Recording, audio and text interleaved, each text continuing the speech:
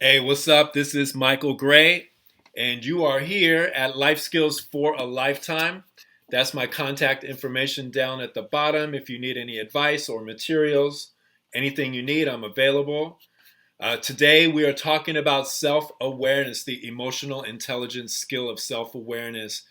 It's a mental health skill, also, they're totally tied together. And what is it? It's the skill of being aware of what you do and why you do what you do. And all that without judgment, without obsessing about it. It's really just a skill that lets you work each day at getting better. That's really what it is. This is the research that I use. It's all science based, clinical study based, right? So, in addition to this stuff, I use anecdotal data from the care center where I'm a counselor at Poly High School. Anywhere from 1,200 to 1,500 students come through, and I use this to help them with mental health assistance. Parents also, staff comes through. In addition, I teach 6 classes, about 130, 140 students, and this is some of the materials that we talk about. This is what we use. So let's get started. Self-awareness. Why is it even important? Why am I bringing it up? Because this is stuff that the people who hire people and those with their own business know that self-awareness is one of the most important skills you can have. I have a short video with some really dope and really impressive folks to help me make my point. Dr. Kai-Fu Lee is going to talk a little bit about artificial intelligence. Dr. Yuval Noah Harari is going to talk about what are the main skills in school you should learn. Jason Maiden is going to really give some vocabulary for emotional intelligence, and Dr. Brene Brown is going to really bring it all together with the pillars of courage, which have a lot to do with self-awareness. All right, so when Dr. Lee talks about AI, he's talking about artificial intelligence, which is going to have a huge impact on all of our lives. It already is.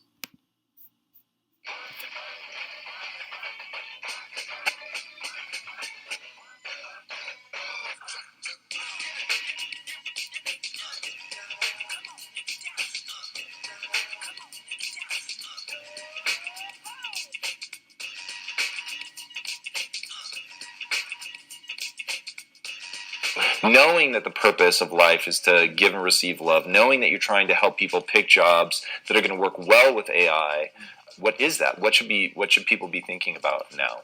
Yeah, I think it actually all works out because if you look at this defensively and say, what are the things that AI cannot do? It really falls into two large buckets. One is jobs that require creativity, strategy, conceptual thinking. And the other is jobs that require compassion, empathy, and human connection. And that brings me to education. The best investment, I would say, is in emotional intelligence.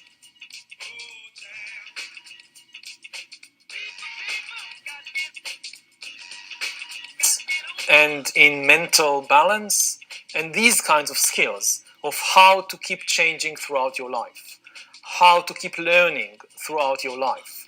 Now, how do you learn that? That's very, very difficult.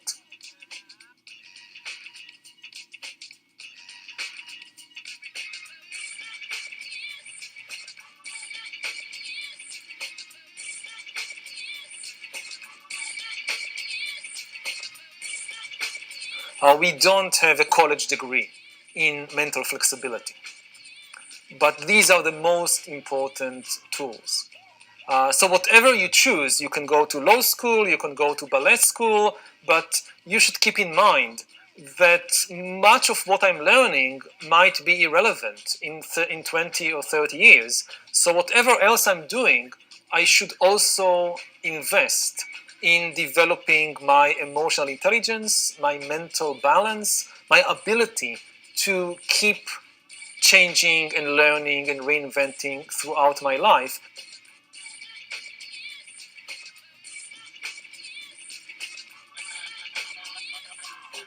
and dreamed of one day working at Nike designing shoes for his hero Michael Jordan. Virtually everyone told him that this dream was ridiculous for somebody like him, but he refused to listen, making his mom take him to shoe stores, not so he could buy something, but so he could sketch the shoes and see if he could improve on them. Nothing came easily for him, but just as Jordan put up 1,000 shots a day to improve, he began doing 1,000 sketches a day. He persisted, and after several rejections, he got a design internship with Nike, becoming the first African American to do so. While it normally takes roughly 15 years to become a senior designer at Nike, he did it in 5. There's several things that I fundamentally believe are true in terms of difficulty and what it gives you. So for me, being born on the south side of Chicago in a blue-collar environment, you don't make excuses for yourself. There's no such thing as anyone starts life, behind the start line. I look at myself as equal to everyone that I'm in a room with, and the separation between where I want to go and where I am is my work ethic. So my mindset is always that anybody can be great. I want to be the greatest ever at what I do. So everything I touch, everything I pour my time and talent into, I don't think about being great. I think about how can I be the greatest? And that takes a huge amount of introspection. It takes a huge amount of self-reflection and honesty. And it also takes humility, because you have to ask for help in order to be the greatest. Because when you're tested, you are given the ability to have a testimony. So you can't have a testimony without a test. And just, in my life, I've been tested significantly. And each time, I've developed a new skill set or a new muscle to help me run this race. Is courage the willing to show up and be seen, even when we can't control the outcome? Is courage something that's inherent in us, or is it something that we can teach and develop in people and ourselves? What I've learned in the last couple of years is you can absolutely teach courage. You can develop it in yourself and you can develop it in others. And it basically boils down to 4 skill sets. Vulnerability, clarity of values, trust, and what I call rising skills, the ability to get back up when we fall, when we experience setbacks and failures. The most courageous men and women I've interviewed over the past 15 years talk about their courage only being possible because they know how to get back up when they inevitably fall. And one of the things that's true is that if you're brave enough often enough, you will fall. It's not a question if you might fall, you will, by definition, if you're brave in your classrooms, in your life, with your partners, with your kids, with the people you care about. If you're brave, you're going to get hurt. I mean, the brokenhearted are the bravest among us because they had the courage to love, right? And so we have to learn how to get back up. All right. So that's a key. We need to elevate mental wellness skills equal to academics. And all of what they were talking about is connected to self-awareness. So now how do we do that? So here's something. You don't have to have it all fancy like this. You can just put these questions quickly in a journal and answer them either each day or once a week. So at the top it says you can use these questions to journal at the end of each day or each week. Use your answers to find patterns. That's self-awareness. What am I doing typically each day, and why am I doing it? This will help you become aware of yourself and gain the skills of self-awareness. So how did you feel about the week overall? What happened this week that made you feel this way? And look over to the right. How you answer these, that'll show how you deal with those disappointments and difficult situations. If you're constantly putting okay, not great, frustrated, typically because things have come up that are difficult and you don't like that. So now I didn't have such a great week. But if you flip it and look at difficulties as a way to grow, now you're not putting okay, not great, frustrated. You're looking at it as good or awesome because you flipped some stuff that typically would have taken you down and you made it into something that you learned from to gain some knowledge or another skill. All right. Current song of the week. List one thing that you're looking forward to. You can use artwork, draw images, use creative script in your journal. That adds to everything when you do art. Being creative is super, super crucial. So let's do a little bit more about what practicing self-awareness is. When you practice it for real, and we're going to do a couple activities or show you a couple more activities to do, including that last thing about journaling that I showed you, You want to learn how to evaluate how your values, the things you care about, and what you want to do with your life. Those three things, how are they fitting into your current emotions and environment? Meaning, like you have goals and dreams, right? But what are you doing each day? And is what you're doing each day in alignment with what you think your goals are for your life? All right. Because to me, you can say what your values are. I can say what my values are, but my real values are, what am I doing every day? What are my actions? Those are my values. For example, I run. Well, okay, I can't really say I run. I jog. I jog and walk each morning, and I lift some light weights. All right. So those are my values because I do them every day. So exercise is a value for me, right? I can't just say, oh, I want to exercise, or I have this goal of exercising and not do it. My values show up in my actions. So that's self-awareness. You're constantly, not constantly like obsessively, but daily you're looking at, here's my things that I care about, and then here's my emotions and my environment that I'm creating. How close are they working together? All right, self-awareness is a key skill in working for social justice and equity. Self-awareness helps all of us fight racism, sexism, right? We have to be aware of how we deal with stuff in order to fight for getting rid of those things. Anything to do with social justice, environmental stuff, LGBTQIA rights, and policies that help folks. Self-awareness is super big. Self-awareness improves skills by recognizing what you do well and what you need to improve, both of those things. It also raises happiness level because you're putting your actions and your goals together, like things fit better. It raises your leadership skills because you know yourself better and you're not scared of what you can and can't do, because you constantly want to know what you can and can't do so you can keep moving forward. It strengthens relationships because you're being honest with yourself, and then that allows you to be honest with others. That's such a crucial thing in leadership, man. And it increases your motivation because now you kind of see how things are fitting together, not perfectly, but you can feel the momentum building, right? And it decreases your stress because you're worrying less because you're so busy building momentum. You're so busy working on stuff that's improving you and your situation and those around you because you're learning how to serve others. That's self-awareness. Too often, though, we bury or hide or ignore our feelings. And we're taught that. I don't want to hear about it. Stop crying. Shut up. Blah, blah, blah. All that stuff. So we learn to repress our feelings, and it comes out in ways later on because they just can't stay in there. They come out in different ways later on.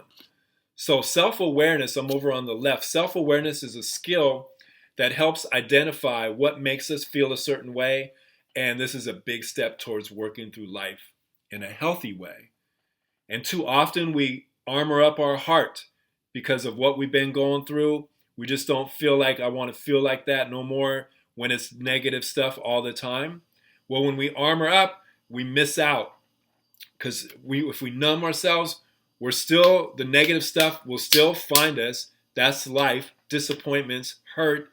But now because I'm numb, I can't allow myself to feel joy. I can't allow myself to feel fun and excitement and stuff because I've numbed myself. So I'm doing two things. I'm repressing my feelings is what it's called. I'm hiding them. I'm burying them. And then I'm numbing myself, which doesn't allow me to feel any good stuff. All right. So this graphic right here with all the faces is coming into play.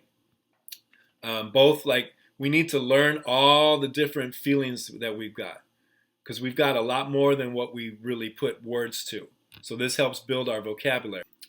All right. So let's look at this exercise right here, and it's going to use the emojis from the previous page. And it's a really, really, really good exercise to do. So using this, I'm up at the top. Using this activity sheet, I'm going to start with anger. These three emojis or these three pictures have to do with anger, right? But then after I do the anger exercise, I'm going to pick at least 3 other feelings from that previous slide with the emojis, and at least 2 of them need to be more positive feelings. And then follow the same prompt. So look at the first one with SpongeBob.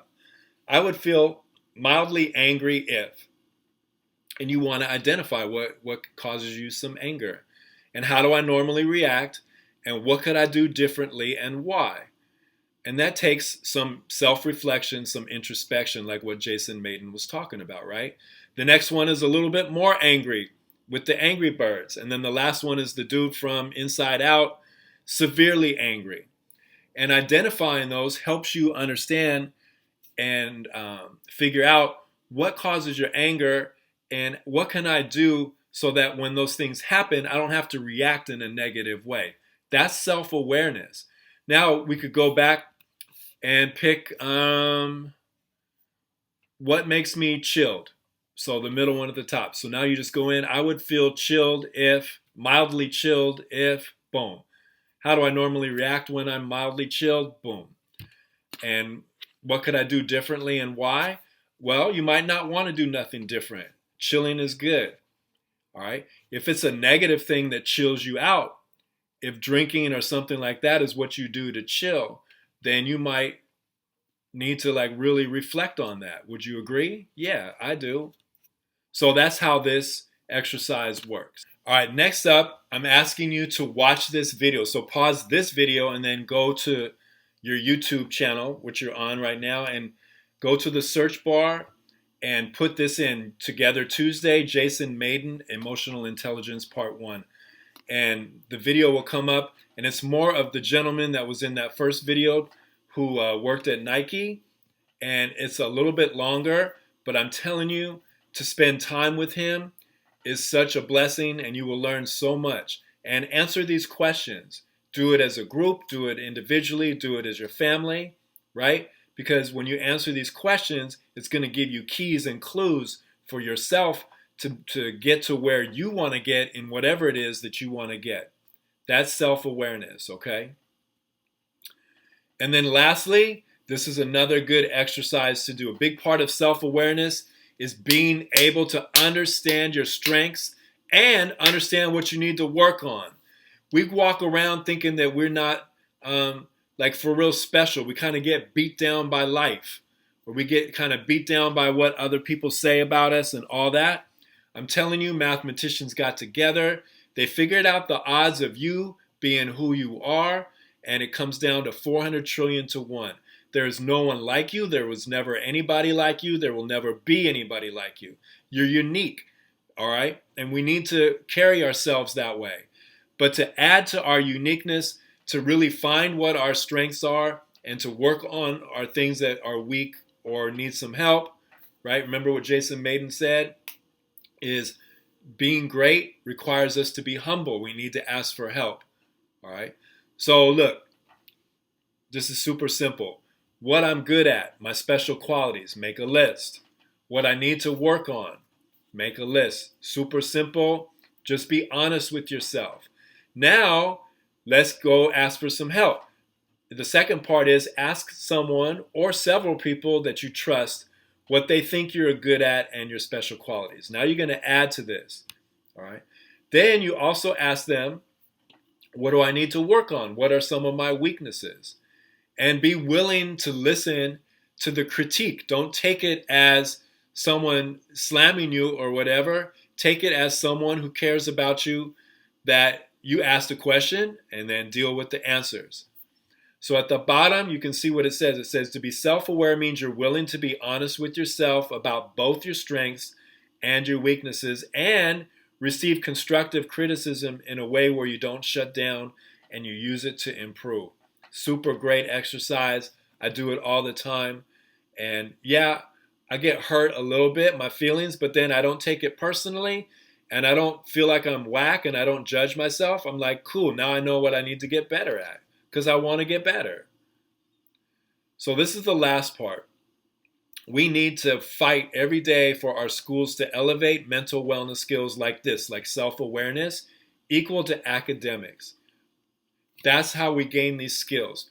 We can't just have an assembly here or a little how are you doing, check in there, all that stuff. That's cool.